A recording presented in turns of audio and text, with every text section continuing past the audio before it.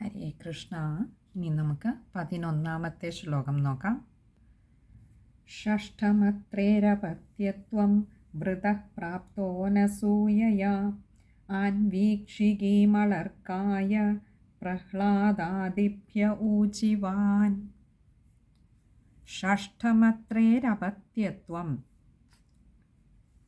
ഷഷ്ഠം അത്രേ അപത്യത്വം, ഇങ്ങനെ 3 വാക്കുകൾ ചേരുന്നതാണ് ഷഷ്ഠമത്രേരപത്യത്വം. ഷഷ്ഠം എന്ന് പറഞ്ഞാൽ 6ാമതായിട്ട്, അതായത് ഭഗവാന്റെ അവതാരങ്ങൾ ഓരോന്നോരോന്നായിട്ട് പറഞ്ഞു വരികയാണ്. അപ്പോൾ ഇനി 6ാമതായിട്ട് അത്രി മഹർഷിയുടെ അപത്യത്വം എന്ന് പറഞ്ഞാൽ പുത്രഭാവത്തെ, സന്താനഭാവത്തെ, വൃതഃ എന്ന് പറഞ്ഞാൽ വരിക്കപ്പെട്ടവനായിട്ട്, അതായത് പുത്രഭാവം സ്വീകരിച്ചിട്ട്, പ്രാപ്തോനസൂയയാ,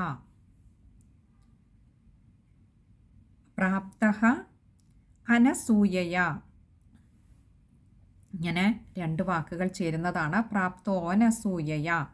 പ്രാപ്തഃ എന്ന് പറഞ്ഞാൽ പ്രാപിച്ചു, അതായത് അത്രി മഹർഷിയുടെ പുത്രനായിട്ട് ഭഗവാനെ അവിടുന്ന് അവതാരം കൊണ്ടു, പുത്രഭാവത്തെ പ്രാപിച്ചു.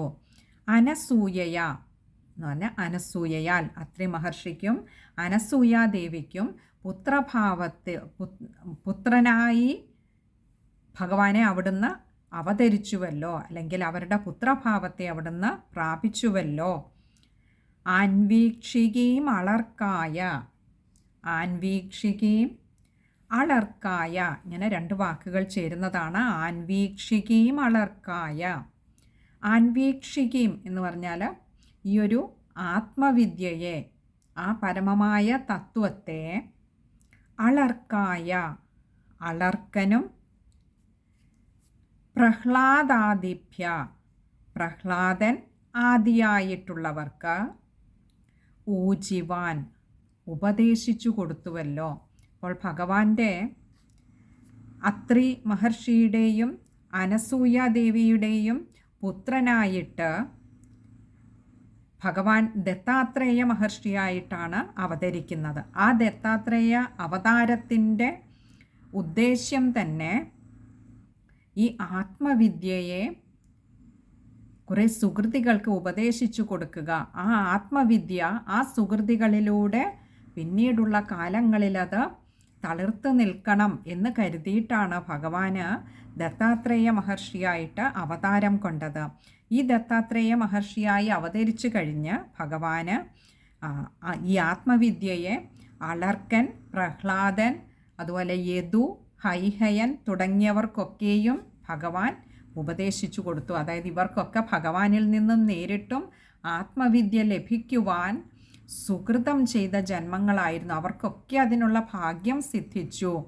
ഭഗവാന്റെ അവതാരത്തിൻ്റെ മഹത്വത്തേക്കാൾ, അതായത് ഭഗവാൻ സ്വയം, ഭഗവാന്റെ എന്തെങ്കിലും ലാഭം അതുകൊണ്ട് ആ ഒരു അവതാരത്തിലൂടെ ഉണ്ടാവുകയല്ല, പക്ഷെ ആ അവതാരത്തിലൂടെ ഇതുപോലെയുള്ള സുകൃതികൾക്ക് ഭഗവാനിൽ നിന്നും നേരിട്ട് ആത്മവിദ്യ ലഭിക്കുവാനുള്ള മഹാഭാഗ്യം സിദ്ധിച്ചു. ഇനി നമുക്ക് ആ ശ്ലോകം ഒന്നുകൂടി നോക്കാം. ഷഷ്ഠമത്രേരപത്യത്വം വൃതഃ പ്രാപ്തോനസൂയയാ ആൻവീക്ഷികീമളർക്കായ പ്രഹ്ലാദാദിഭ്യ ഊചിവാൻ. ശ്ലോകം വായിക്കുമ്പോൾ ശ്രദ്ധിക്കേണ്ട കാര്യങ്ങൾ: ഷഷ്ഠം അത്രേ അപത്യത്വമാണ്. അതുകൊണ്ട് തന്നെ ഷഷ്ഠമത്രേ എന്ന് പറയുന്നിടത്ത് മായയുടെ ആകാരം ശ്രദ്ധിക്കുക. അതുപോലെ അത്രേരപത്യത്വം, രായുടെ ആകാരവും ശ്രദ്ധിക്കുക. പിന്നെ അടുത്തത് വൃതഃ, അവിടെ ഒരു വിസർഗമുണ്ട്, പകുതി ഹകാരത്തിൽ വായിക്കുക. പിന്നെ പ്രാപ്തോനസൂയയ, പ്രാപ്തഃ അനസൂയയാണ്, പക്ഷേ പദം പിരിക്കേണ്ട, വിശ്ലേഷണമുള്ളതുകൊണ്ട് ഒകാരം നീട്ടിയെടുക്കുക. അതുപോലെ ആൻവീക്ഷികീം അളർക്കായ, ആൻവീക്ഷികീം അളർക്കായ ആണ് മായയുടെ ആകാരം ശ്രദ്ധിക്കുക. അതുപോലെയാണ് പ്രഹ്ലാദാദിഭ്യ, പ്രഹ്ലാദൻ ആദിയായിട്ടുള്ളവർക്ക്, അവിടെയൊക്കെ ആകാരം വായിക്കുമ്പോൾ ശ്രദ്ധിക്കുക. ഇനി അടുത്തത് 12ാമത്തെ ശ്ലോകമാണ്. തതഃ സപ്തമാകൂത്യാം രുചേര്യജ്ഞോഭ്യജായത സ യാമാദ്യൈസുരഗണൈരപാത് സ്വായംഭുവാന്തരം. ഇവിടെ തതഃ സപ്തമ ആകൂത്യം, ഇവിടെ പാഠഭേദം കാണാം. ചില ഗ്രന്ഥങ്ങളിൽ തതഃ സപ്തമ ഇങ്ങനെ 2 വാക്കുകളായിട്ടായിരിക്കും കൊടുത്തിരിക്കുന്നത്. ചില ഗ്രന്ഥങ്ങളിൽ തതഃ സപ്തമ സാ കൂട്ടക്ഷരമായിരിക്കും. അപ്പോൾ അവിടെ 2 വാക്കുകളുണ്ട്. തതഃ സപ്തമ. തതഃ എന്ന് പറഞ്ഞാൽ അനന്തരം, അതിനുശേഷം. 6ാമത്തെ അവതാരം പറഞ്ഞു, ആ അവതാരത്തിൻ്റെ ഉദ്ദേശ്യവും പറഞ്ഞു. ഇനി അടുത്തത് സപ്തമ. സപ്തമി എന്ന് പറഞ്ഞാൽ 7ാമത്തെ അവതാരത്തിൽ ഭഗവാൻ 7ാമതായിട്ട് ആകൂത്യാം, ആകൂതിയിൽ രുചേര്യജ്ഞോഭ്യജായത. രുചേഹ യജ്ഞഃ അഭ്യജായത. ഇങ്ങനെ 3 വാക്കുകളാണ് അതിലുള്ളത്. രുചേ എന്ന് പറഞ്ഞാൽ രുചിയുടെ ഭാര്യയായ ആകൂത്യം. നമ്മൾ മുമ്പേ പറഞ്ഞു, ആകൂതി ദേവിയിൽ, രുചിയുടെ ഭാര്യയായിട്ടുള്ള ആകൂതി ദേവിയിൽ ഭഗവാൻ അനന്തരം അല്ലെങ്കിൽ അതിനുശേഷം 7ാമതായിട്ട് യജ്ഞഃ അഭ്യജായത, യജ്ഞനായിട്ട് അഭ്യജായത അവതരിച്ചു. സ യാമാദ്യൈ, ഇവിടെ സഹ എന്ന് പറഞ്ഞാൽ അവൻ, അതായത് ആ 7ാമതായി അവതരിച്ച ആ യജ്ഞൻ എന്ന അവതാരം യാമാദ്യൈ സുരഗണൈരപാത്. ഇവിടെയും പാഠഭേദം കാണാം. യാമാദ്യൈ സുരഗണൈരപാത്, ഇങ്ങനെ 2 വാക്കുകളായിട്ട് ചില ഗ്രന്ഥങ്ങളിൽ പിരിച്ചു കൊടുത്തിട്ടുണ്ട്. ചില ഗ്രന്ഥങ്ങളിൽ യാമാദ്യൈ സുരഗണൈരപാത് അത് ചേർത്ത് തന്നെയായിരിക്കും വരുന്നത്. അങ്ങനെ വരുമ്പോൾ യാമാദ്യൈ സുരഗണൈ, അവിടെ സാ കൂട്ടക്ഷരമായിരിക്കും. ഇനി നമുക്ക് വാക്കുകളിലേക്ക് കടന്നാൽ യാമാദ്യൈ സുരഗണൈ അപാത്, ഇങ്ങനെ 3 വാക്കുകൾ ചേരുന്നതാണ് യാമാദ്യൈ സുരഗണൈരപാത്. യാമാദ്യൈ എന്ന് പറഞ്ഞാൽ യാമൻ മുതലായ, സുരഗണൈ സുരന്മാരുടെ ഗണം എന്ന് പറഞ്ഞാൽ ദേവസമൂഹങ്ങളോടുകൂടെ, അപാത് എന്ന് പറഞ്ഞാൽ പാലനം ചെയ്യുക, സ്വയംഭുവാന്തരം സ്വയംഭുവ മന്വന്തരത്തെ ഭഗവാനെ അവിടുന്ന് പാലനം ചെയ്തുവല്ലോ. അപ്പോൾ 7ാമതായിട്ട് ഭഗവാൻ രുചി എന്ന പ്രജാപതിയുടെ ഭാര്യയായ ആകൂതി എന്ന ദേവിയിൽ യജ്ഞൻ എന്ന പേരോടുകൂടി ഭഗവാൻ അവതരിച്ചു. അവിടെ ആ അവതാരത്തിൽ, ആ യജ്ഞാവതാരത്തിൽ ഭഗവാൻ തൻ്റെ പുത്രനായിട്ടുള്ള യാമൻ തുടങ്ങിയ ദേവഗണങ്ങളോടുകൂടി ചേർന്ന് ആ ഇന്ദ്രസ്ഥാനത്തെ സ്വീകരിച്ചുകൊണ്ട് സ്വയംഭുവ മന്വന്തരത്തെ പരിപാലനം ചെയ്തുവല്ലോ. അപ്പോൾ 7ാമത്തെ അവതാരം എന്ന് പറയുന്നത് യജ്ഞൻ. അത് അവിടെ ആ യജ്ഞാവതാരത്തിൻ്റെ ലക്ഷ്യം ഒരു തരത്തിൽ നോക്കിയാൽ പരിപാലനമായിരുന്നു. ഒരു മന്വന്തരകാലം മുഴുവൻ 72 ചതുര്യുഗങ്ങൾ ചേരുന്നതാണ് ഒരു മന്വന്തരം.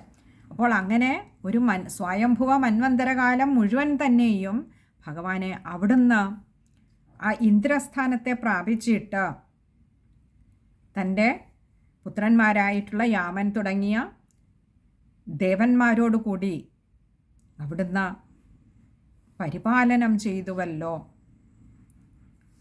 ഇനി നമുക്ക് ആ ശ്ലോകം ഒന്നുകൂടി നോക്കാം. തതഃ സപ്തമാകൂത്യാം രുചേര്യജ്ഞോഭ്യജായത സ യാമാദ്യൈ സുരഗണൈരപാത് സ്വയംഭുവാന്തരം. ഇവിടെ ശ്ലോകം വായിക്കുമ്പോൾ ശ്രദ്ധിക്കേണ്ട കാര്യം നമ്മൾ ആദ്യമേ പറഞ്ഞു, പദം പിരിച്ചാണ് കൊടുത്തിരിക്കുന്നതെങ്കിൽ തതഃ സപ്തമ എന്ന് വായിക്കുക. കഴിയുന്നതും ചേർത്ത് വായിക്കുന്നതാവും കൂടുതൽ ശരിയെന്ന് പറയാറുണ്ട്. തതഃ സപ്തമ സാ കൂട്ടക്ഷരമാക്കിക്കൊണ്ട് അത് വായിക്കുക. ഇനി അടുത്തത് രുചേര്യജ്ഞോഭ്യജായത. രുചേഹേ യജ്ഞ അഭ്യജായത, പക്ഷെ പദം പിരിക്കണ്ട. രുചേര്യജ്ഞോഭ്യജായത, അവിടെ വിശ്ലേഷണമുള്ളിടത്ത് ഒകാരം നീട്ടിയെടുക്കണം. അതുപോലെ രുചേര്യജ്ഞോ, രുചേ യജ്ഞ എന്നുള്ളതിൻ്റെ ഒരു അകാരം അവിടെ കൊടുത്തു വായിക്കുക. യജ്ഞോഭ്യജായത. ഇനി അടുത്തത് യാമാദ്യൈ. അവിടെയും യാമാദ്യൈ സുരഗണൈരപാത്, 2 വാക്കുകളായിട്ടാവാം ചില ഗ്രന്ഥങ്ങളിൽ കൊടുത്തിരിക്കുന്നത്. കഴിയുന്നതും ചേർത്ത് വായിക്കുന്നതാണ് കൂടുതൽ ശരിയെന്ന് പറയാറുണ്ട്. അവിടെ വായിക്കുമ്പോൾ യാമാദ്യൈ സുരഗണൈരപാത്, അവിടെ സ കൂട്ടക്ഷരമാവും, കൂട്ടിച്ചേർക്കുമ്പോൾ സുരഗണൈരപാത്, അവിടെ അപാതാണ് അകാരം കൊടുത്ത് വായിക്കുക. ഇനി അത് ചേർത്ത് വായിക്കാൻ ബുദ്ധിമുട്ടുണ്ട് എന്നുണ്ടെങ്കിൽ, അതല്ല ഗ്രന്ഥങ്ങളിൽ അവരവരുടെ ഗ്രന്ഥങ്ങളിൽ യാമാദ്യൈ സുരഗണൈരപാത് എന്നാ കൊടുത്തിരിക്കുന്ന, അങ്ങനെ വായിക്കാൻ പറ്റുന്നുള്ളൂ എങ്കിൽ അങ്ങനെ ആവാം. വായിക്കുമ്പോൾ പക്ഷേ യാമാദ്യൈ അവിടെ വിസർഗമുണ്ട്, പകുതി ഹകാരത്തിൽ വായിക്കുക. ഇത്രയും കാര്യങ്ങളാണ് ആ ഒരു ശ്ലോകം വായിക്കുമ്പോൾ ശ്രദ്ധിക്കേണ്ടതായിട്ടുള്ളത്. ഇനി അടുത്തത് 13ാമത്തെ ശ്ലോകമാണ്. അഷ്ടമേ മേരുദേവ്യാം തു നാഭേർജാതൗരുക്രമ ദർശയൻ വർമ്മധീരാണാം സർവാശ്രമ നമസ്കൃതം. അപ്പോൾ 7 അവതാരങ്ങൾ ഭഗവാന്റെ നമ്മൾ പറഞ്ഞു. ഇനി അടുത്തത് അഷ്ടമേ, 8ാമത്തേതിൽ മേരുദേവ്യാം തു, മേരുദേവിയിലാകട്ടെ നാഭേർജാത ഉരുക്രമ, നാഭേർജാത, നാഭേ ജാത 2 വാക്കുകളാണ് അവിടെ. നാഭേ എന്ന് പറഞ്ഞാൽ നാഭിയുടെ ഭാര്യയായ, നമ്മൾ പറഞ്ഞു മേരുദേവ്യാം തു, ആ നാഭിയുടെ ഭാര്യയായിട്ടുള്ള മേരുദേവിയിൽ ജാതഹ അവതരിച്ചു. എങ്ങനെ? ഉരുക്രമഹ, ഭഗവാനെ അവിടുന്ന് അവതരിച്ചുവല്ലോ. ദർശയൻ വർമ്മധീരാണാം, ദർശയൻ അവിടുന്ന് ദർശിപ്പിക്കുന്നവനായിരുന്നു, അല്ലെങ്കിൽ കാണിക്കുന്നവനായിരുന്നു. വർമ്മധീരാണാം, വർമ്മ എന്ന് പറഞ്ഞാൽ മാർഗത്തെ, ധീരാണാം എന്ന് പറഞ്ഞാൽ പണ്ഡിതന്മാർക്ക് മാർഗത്തെ കാണിക്കുന്നവനായിരുന്നു, കാണിച്ചു കൊടുക്കുന്നവനായിരുന്നു. സർവാശ്രമ നമസ്കൃതം, എല്ലാ ആശ്രമങ്ങളാലും നമസ്കരിക്കപ്പെടുന്ന അത്ര മഹത്വത്തോടു കൂടിയ ഒരു അവതാരമായിരുന്നു ഭഗവാന്റെ 8ാമത്തെ അവതാരം. മേരുദേവിയിൽ ഭഗവാന് ഋഷഭൻ എന്ന പേരോടുകൂടി ഒരു അത്യന്തം ശ്രേഷ്ഠമായ ഒരു അവതാരമായിരുന്നു ഋഷഭാവതാരം. അങ്ങനെ ആ ഋഷഭൻ എന്ന പേരോടുകൂടി ഭഗവാൻ അവതരിച്ചു. അഗ്നീത്ര രാജാവിൻ്റെ പുത്രനായിട്ടുള്ള നാഭിയുടെ മകനായിട്ട്, നാഭിക്ക് മേരുദേവിയിലുണ്ടായ പുത്രനായിട്ടാണ് ഋഷഭാവതാരം വരുന്നത്. ഈ ഋഷഭാവതാരം എന്ന് പറയുന്നത് എല്ലാ ആശ്രമങ്ങളിലുമുള്ളവർ, നമുക്കറിയാം 4 ആശ്രമങ്ങളാണ് അല്ലേ? ബ്രഹ്മചര്യം, ഗാർഹസ്ഥ്യം, വാനപ്രസ്ഥം, സന്യാസം. അപ്പോൾ ഈ 4 ആശ്രമങ്ങളിലുമുള്ളവരും ഒരേപോലെ വീണ് നമസ്കരിക്കുന്ന അത്ര മഹാത്മ്യമുള്ള ഒരു അവതാരമായിരുന്നു ഋഷഭാവതാരം. അങ്ങനെ ആ പരമഹംസന്മാരുടെ ധർമ്മത്തെ പണ്ഡിതന്മാർക്കായിക്കൊണ്ട് തൻ്റെ അനുഷ്ഠാനം കൊണ്ട് അതിനെ ദൃഷ്ടാന്തമാക്കി കാണിച്ചു കൊടുത്തു. അതായത് തൻ്റെ ജീവിതത്തിലൂടെ തന്നെ എന്താണ് പരമമായ ധർമ്മം എന്ന് കാണിച്ചു കൊടുക്കുന്നതായിരുന്നു ഋഷഭാവതാരം. അത് പണ്ഡിതന്മാർക്കായിക്കൊണ്ട് അങ്ങനെ ഒന്നിനെ കാണിച്ചു കൊടുത്തു എന്ന് പറയുമ്പോൾ പാണ്ഡിത്യമുള്ളവർ പണ്ഡിതന്മാർ എന്നതിനേക്കാളേറെ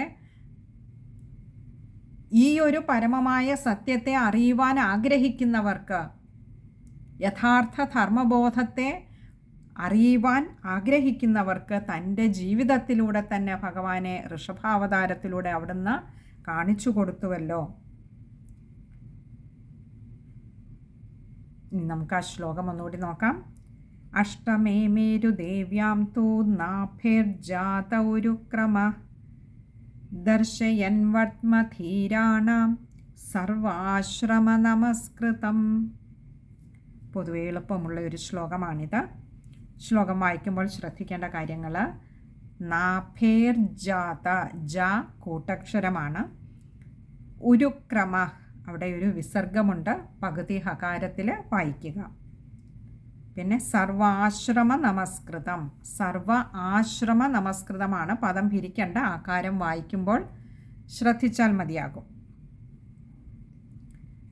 അപ്പോൾ തൻ്റെ ജീവിതം കൊണ്ട് തന്നെ എങ്ങനെയാവണം, എന്താകണമെന്ന് കാണിച്ചു കൊടുത്ത ഉത്തമമായ ദൃഷ്ടാന്തമായിരുന്നു 8ാമത്തെ അവതാരമായിട്ടുള്ള ഋഷഭാവതാരം.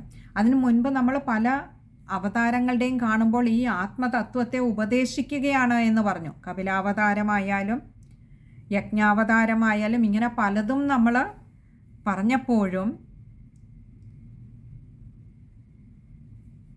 നമ്മൾ ദത്താത്രേയ മഹർഷിയുടെ അവതാര സമയ കഥ പറഞ്ഞപ്പോഴും നമ്മൾ പറഞ്ഞു, അവിടെയൊക്കെ ഈ ആത്മതത്വം ഉപദേശിക്കുകയായിരുന്നെങ്കിൽ ആ ഉപദേശം 1-2 അവതാരങ്ങളിൽ എടുത്തതിന് ശേഷം 8ാമത്തെ അവതാരം വന്നപ്പോൾ തൻ്റെ ജീവിതത്തിലൂടെ തന്നെ ആ പരമമായ ധർമ്മത്തെ ഭഗവാൻ അനുഷ്ഠിച്ച് ദൃഷ്ടാന്തമായി മറ്റുള്ളവർക്ക് കാണിച്ചു കൊടുത്തു. ഇനി അടുത്തത് 14ാമത്തെ ശ്ലോകമാണ്. അത് നമുക്ക് അടുത്ത സത്സംഗത്തിൽ കാണാമെന്ന് കരുതുന്നു. ഹരേ കൃഷ്ണ.